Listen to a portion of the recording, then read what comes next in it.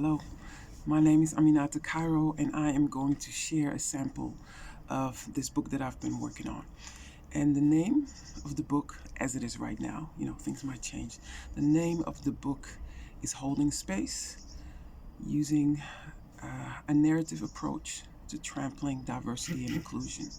The book has 5 parts. There is an introduction, a foundation, a beginning, middle, and end. What I'm going to read to you today is the prelude to the introduction, the first chapter in the introduction. I'm going to read to you the prelude to the foundation and the first 3 chapters in the foundation. So here we go. Every story has to start somewhere. It has to have something to draw you in. If the story is told well, it will hook you, lock you in, and mesmerize you. Some of my favorite writers have some strong opening sentences like, "You better not never tell nobody but God," from The Color Purple, Alice Walker, or "Ships at a distance have every man's wish on board," from Their Eyes Were Watching God, Zora Neale Hurston, or "What You Looking at Me For?" in I Know Why the Caged Bird Sings, Maya Angelou. Or you could get more dramatic like, "It was inevitable. The scent of bitter almonds always reminded him of the fate of unrequited love," in Love of the Time of Cholera, Gabriel Garcia Marquez. But these are from novels, literary highlights. What I'm about to share with you is not a literary highlight by any means, nor is it an academic text, even though I want to address an issue that is based in academia and hope to reach people in academia as well as those outside of its walls. You will be introduced into a story nonetheless, and every story deserves a good start. To kick off this story then, I've written an introduction to help you orient yourself in this journey of text. Is it a novel, an academic text, or both? Who cares? Does it matter? Must it matter? Can it just be an informative journey? I hope you read on and find out. Krikra, krikra. My name is Aminata Cairo, and I'm a mother, daughter, sister, dancer, psychologist, anthropologist of Surinamese descent, of former Dutch and current American nationality, a lecturer of inclusive education, the first Black lecturer in the Netherlands, and a Lyman T. Johnson scholar. I start with this introduction as it is the story I bring to the table. I am a storyteller, or so I've been told. One night, at an event organized by students, after my speech during the break, I stood near the person who was going to present after me. Unaware of my presence, he spoke freely. "She's nice, but she's a storyteller. My presentation has content." It stung a little, I must admit, but I thought, well, that's interesting. Apparently, this person believed that stories had little true informative value. It was especially interesting to me since he came from a Northern African culture known for its storytelling and poetry. I wondered if he was aware of this fact, and if so, why he chose not to value it. I didn't confront him. He was entitled to his opinion, but I stored the experience. Storytelling is not always appreciated or taken seriously. We tell stories to children or for entertainment. However, storytelling is also part of my heritage as a means to learn your place in the family and overall affirming your existence in the world. I come from a family of storytellers, from a culture where oral abilities are heralded as extremely valuable. I remember my late uncle, one of the greatest storytellers in Suriname. He would tell me how, as a child, he and his siblings would sneak out at night and crawl under the house to get an earshot of the adults. There was no television, so the adults would gather and tell stories in the shared courtyard. Here they would gather with relatives and neighbors and share stories, taktori. Some were pure for entertainment, others a mixture of wise lessons in entertainment, the so-called ondrofenitori. There might be critters underneath the house, and being caught would result in corporal punishment for sure. Yet, the risk was worth it. The stories would never disappoint, and the later it would get, the more loose and risque the stories would become. Those stories shaped him, and in turn they shaped me. Those with traditions of storytelling also believe that stories touch us and affect us on a much deeper level. Hence, the message of a story might not become clear to us until weeks, months, or even years later. Stories can stir something deep within us and plant a seed for change that will sprout when the time is right. One of my greatest sources of inspiration, Louis Mel Madrona, blends his Native American heritage and teachings with his Western side. He uses stories as part of his healing methodology. He shared with me that our illness is part of a larger storied experience, and that in order to facilitate healing, we have to change the story. He told me that among the early Cherokee, when a person was ill, and if after they had tried various healing modalities and there was still no improvement, they would remove them from their family and village and settle them into a whole new family in another village.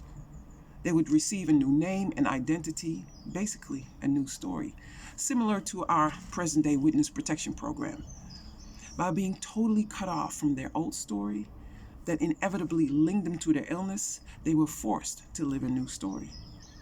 This illustrates not only how central our stories are to our well-being, but also that our stories are interwoven with those of others. Our lived stories are shaped by the interconnectedness with other people's stories. When we get sick, our illness becomes part of the stories around us. People's stories affect us, and ours affect theirs. And sometimes, in order to change, we have to radically disrupt our stories and create totally new ones. This narrative approach to change speaks to me as it makes sense to me. We are living a story we participate in as being valid. If we want to change that story, we just have to change it. But before we can change it, we have to understand the story and how it works. Subsequently, we have to understand the effort it requires to change, and be brave enough to follow through. After all, some of the stories we participate in are in fact not valid at all, but have been around for so long that we have accepted them as normal and receive comfort from its normalcy. My academic training has facilitated a narrative approach as well. As a clinical psychologist, my clients entrusted me with their stories, and by joining with their stories, even for a short time, I was able to assist them in their journeys seeking to alter those stories. I then studied anthropology, the study designed to unearth people's stories, and the perfect vehicle to assist people in telling their own stories. What I do then is to hold space. Specifically, I hold space for the stories that are normally overlooked, silenced, marginalized, or dismissed. My ultimate goal is to normalize these spaces as part of the larger multi-storied mosaic. If the largest space is transformed by it, then that is beautiful. However, this is not what I set out to do. Not anymore. Striving for that goal merely leads to disappointment, I have found. Terms such as diversity and inclusion are misleading. Diversity and inclusion practices tend to misdirect people and focus on the visible presence or absence of marginalized stories in the larger dominant space. These practices often fail to address how we relate in those spaces and the inherent inequalities maintained within.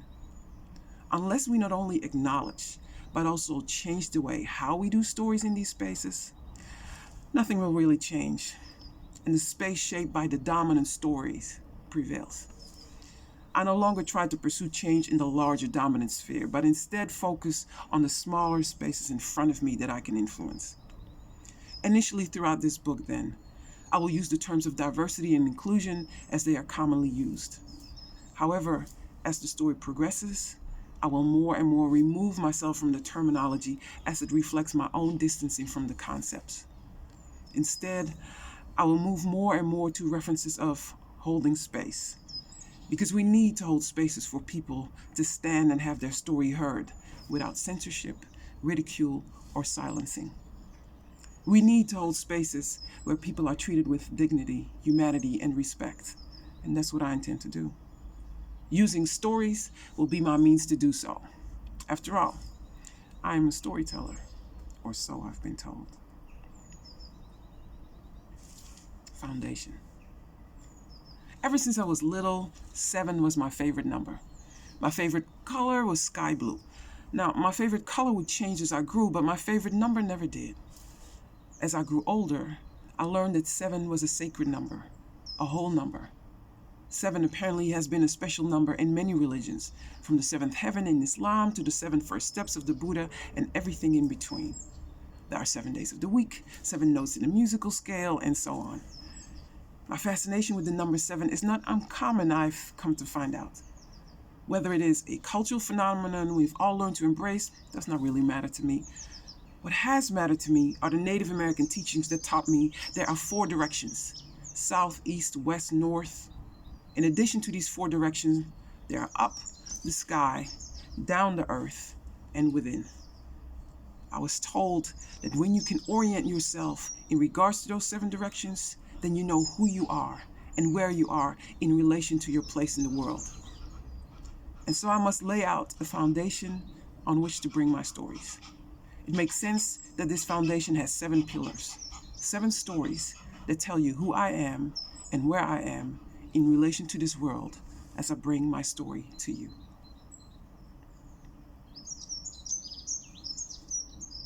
Mapo, clearing the space. Out of the many ancestors that support my path, there is a specific one that I have an affinity with. Her name was Paulina, but I only know her referred to as Mapo.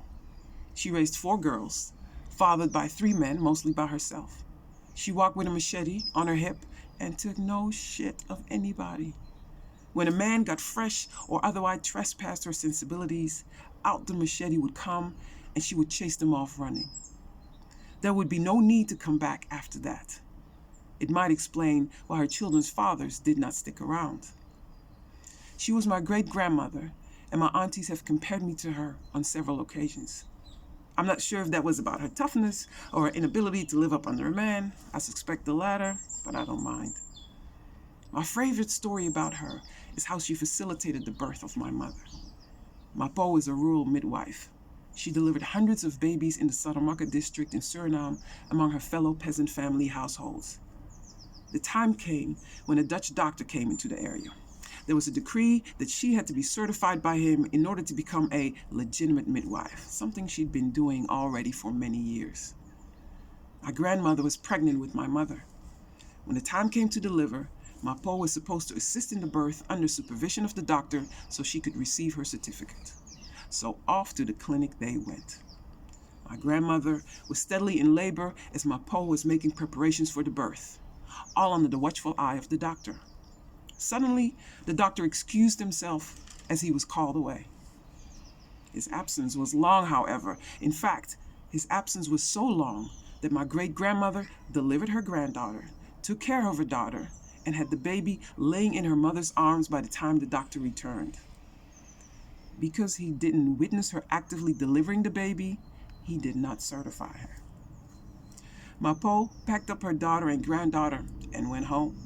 Not only did she never return to the clinic, my mother was the only one out of her 8 grandchildren that was not born at home.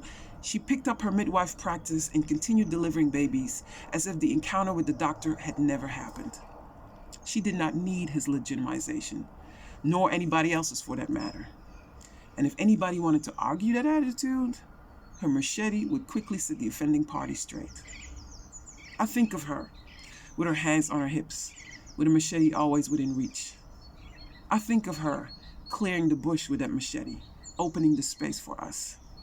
She cleared the way for my mother that day, and so ultimately for me, unapologetically. If I look like her, I hope it is in that way. It is because of her that I do not call myself a feminist. She claimed space fearlessly, long before the term feminist was in vogue. In Suriname, she would be called a kankang uma or a jaja uma, but I think she would not have cared about those labels either. She did not need a label, any kind of label to define her. She is in my DNA. To Mapo, who cleared the space and held the space for me. Grantangi, thank you, and may I clear the path fearlessly for others, like you did for me. The path between my mother and I. The relationship between mothers and daughters can be tricky. The expectations mothers have for their daughters as surrogate second improved versions of themselves can prove to be a burden. And yet, there is something special between the one who gave me life and myself. Born and raised in a loving but poor peasant family, at age 9 or 10, my mother was sent to live with a rich white doctor's family, a fate similar to her sisters who did not end up with rich white families but were placed in foster families nonetheless. These arrangements were made supposedly so these rural children could continue their schooling. In truth, they would not be sent to school, but were instant house servants. My aunt shared how the day she entered the household of her family, baby number 9 was born. Her duties were clear, and schooling was not part of the program. My mother and her sisters do not speak much about that period of their lives. Their body language and tone of voice make it clear that the memories are painful, so one respectfully lets it rest. On rare occasions, they might share something spontaneously. My mother shared how her tonsils were clipped without anesthesia because the doctor did not believe in wasting medicine on dark-skinned children. She was envied by her siblings because she was sent to a wealthy family and periodically was sent home with gifts. She believed she earned her placement due to her lighter skin tone in comparison to the others. But, she assured me, the material goods never made up for not feeling loved. She shared how it was her greatest wish to dance. She had to take her charges to dance class and had to wait outside and watch how they received what she so clearly desired. As a result, she put me in ballet class at age 2 and supported any dance endeavor I wanted to pursue. It is interesting how obstacles on one's path can become the markers you fight for on the path you lay out for someone else. Once I found out this part of her history as a teenager, I was ready to break with my white side of the family. Yet she taught me about love and forgiveness as she maintains a loving relationship with her charges. Somehow, through means that will forever remain hidden, my mother, by then in her 20s, was able to enroll herself in a nursing program in the Netherlands with only a 4th grade education. She told me that if she were to stay in Suriname, she would not have been able to become more than a nanny or a cleaning lady given her education, so she was determined to leave, to pursue an opportunity by any means necessary. As she traveled by ship, she arrived 3 days late but was allowed to enter the nursing program in The Hague. She enjoyed studying and did well. Some of the friendships she had made with her fellow classmates would last the duration of her life. At the end of that first year, when it was time for the final exams, she was told that she could not participate because she had missed the first 3 days of enrollment and, in fact, had to redo the whole first year. My mother did not hesitate, and again, by any means that will forever remain unknown, she arranged her own transfer to a nursing program in Amsterdam and unenrolled from the program in The Hague. She left and never looked back. She was, after all, the granddaughter of Mapo. My mother graduated on time and with honors. Her determination and strength are markers on my own path. She married my father while finishing nursing school. Another 2 years later, she had me. She put me in swimming, judo, gymnastics, rhythmic gymnastics, and of course, dance. All those things she did not get to do as a child, she put in my path. Time and time again, she has shown me that she never allowed her limited start in education to be a limitation. She partook in pastry classes, gardening, community theater, line dancing, taught herself how to speak English, and as of today, at age 86, has been volunteering at the retirement home for over 25 years. Our paths have clashed at times because of her over-involvement in mine, but they are inextricably intertwined. And thus, as I carved this path, I walk not just with her, but also for her and because of her. Grantangi Ma, thank you for investing in my path as much as I did your own. May I carry the message that our paths are stronger when they are linked together.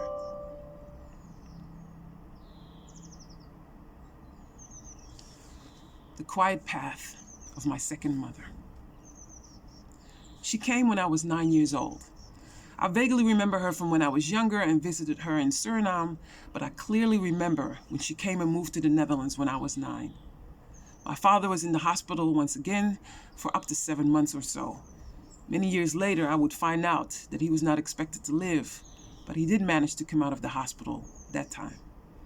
My aunt left her job and house in Suriname behind to come to the Netherlands to help her sister with us, my brother and I. She was everything I needed at that point in my life. She was my refuge, and she was calm and kind. Never feeling that I truly fit in the Netherlands, she introduced me to Surinamese culture and community. She took me to the Surinamese Community Center where I learned African dance and where I was confronted with the many children who had just immigrated from Suriname. The year was 1975, the year of Surinamese independence, and people left Suriname by the thousands, afraid what would become of them without Dutch colonial security. When I came home, I was in a rush to learn Sranang Tongo, and calmly she would translate any item I would point at in the house. She worked as a social worker in those days, helping those new arrivals get settled in pensions, specially assigned accommodations to make sure that they were contained from the traditional Dutch population. She did it with that same loving calmness and kindness. She hasn't stopped serving people since. Now, more than 40 years later, I know no other who works as tirelessly as she does to help other people. I have not known her to be involved in less than 5 service and social organizations. Even now, in her late 80s, she still serves in organizational functions at various Surinamese organizations. She is always ready to go, without being asked, to be of assistance. She offered me a safe haven when I was a teenager. I would go to her house almost every weekend. She would make popcorn on the stove in the little pot, and we would play dominoes. I still make popcorn the exact same way. We could speak or not. Often, it would not be necessary, so we wouldn't. We would play in silence. Questions about Surinamese culture or traditions I would always discuss with her before I would with anybody else. And she would always listen and answer to the best of her abilities. She was proud of the fact that I cherished my Surinamese culture, but she would never express it in words. She would just smile. Around her, I could always just be, would never have to be more than what I was. My presence and abilities were never questioned. Whatever new adventure I would concoct would be greeted with, "Oh, that sounds wonderful. I'm sure you will do fine." Even when she had questions and would ask me if I was sure, when I would respond that I was, she would smile and nod affirmingly. If I was sure, then she was too. Not only was she sure about my capabilities, she would be matter of fact about it, like my capabilities were a given. There are no words to describe what it means to have somebody believe in you so wholeheartedly, without question, without doubts, especially during your formative years as a teenager. Some people have mistaken her calmness and kindness for weakness. They could not have been more wrong. Her ability to show up for people and to love unconditionally and relentlessly is a source of strength I have not seen in many people. And again, I'm reminded of Mapo. Here's yet another granddaughter who clears space unapologetically, but with a calmness and kindness as effective as any machete. As I'm writing this, my aunt, my second mother, is in her 88th year, and we're starting to notice some changes. She's starting to get confused or forgetful. She's starting to see people and interact with them who are not present, at least not to us.